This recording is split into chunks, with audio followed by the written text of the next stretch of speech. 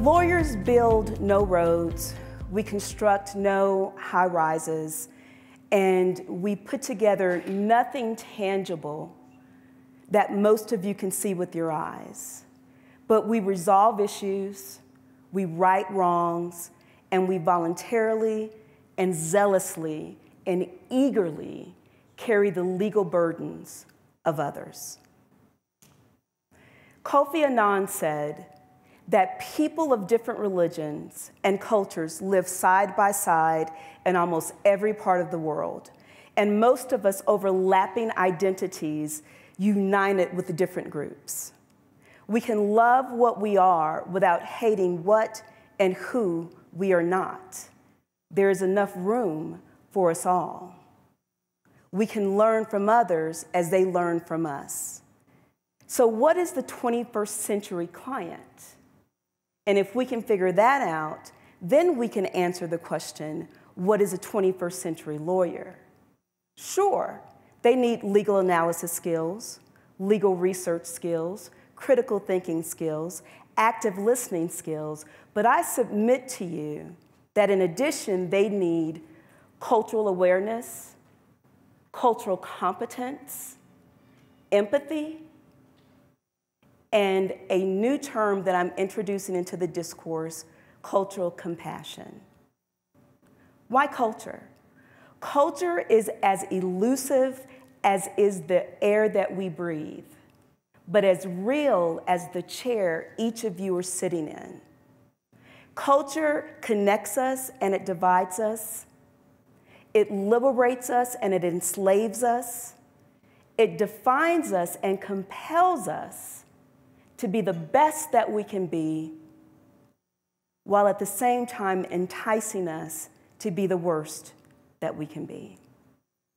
The clash of cultures between lawyers and clients define patriotism. Do you rise for the national anthem, or do you sit? Do you work to erect statues of Civil War heroes, or do you demand to dismantle them? Who's right? I invite you, your colleagues, your students, my students, to take off the protective shield of ethnocentrism and walk with me on this journey to cultural compassion.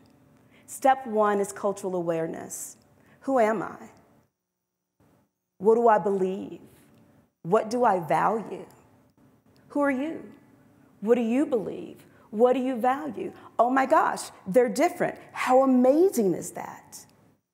How beautiful is that? How freaking great is that? Right? The next step, step number 2, is cultural competence. Now that I recognize that we have some cultural differences, I want to know more about it. I want to talk to the Uber driver about their experiences. I want to have an understanding of where that comes from. I want to develop a sensitivity so that I am able and willing to modify my behavior as a sign of respect for who you are. That is not political correctness. Empathy. Without it, no relationships exist, professional or otherwise. If I cannot walk in your shoes, if I cannot see reality from your eyes, if I cannot understand what Black Lives Matter means from the eyes of someone who is Black and who feels that they don't matter, then I can't help you. I can't serve you. And at the end of the day, what we do is a service.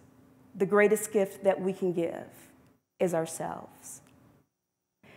We now come to the road of compassion, cultural compassion. I've recognized that there's a difference. I understand and I'm sensitive to the difference. I empathize with the difference, and I am compelled to rise. I am compelled to act. A compassionate lawyer cannot sit still in the face of injustice.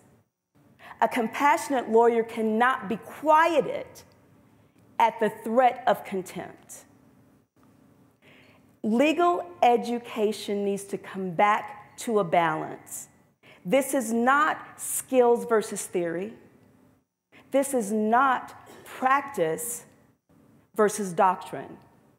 There is and should not be a duality of our system, but it is a complex tapestry, both sides of which are necessary. The best that I can give my students is an introduction and a challenge to find out who they are, to challenge those beliefs, to inspire and encourage them to understand who their clients are, and to find a legal solution that fits in the eyes of the people that they represent. The basis of this Ignite is available on SSRN. Thank you.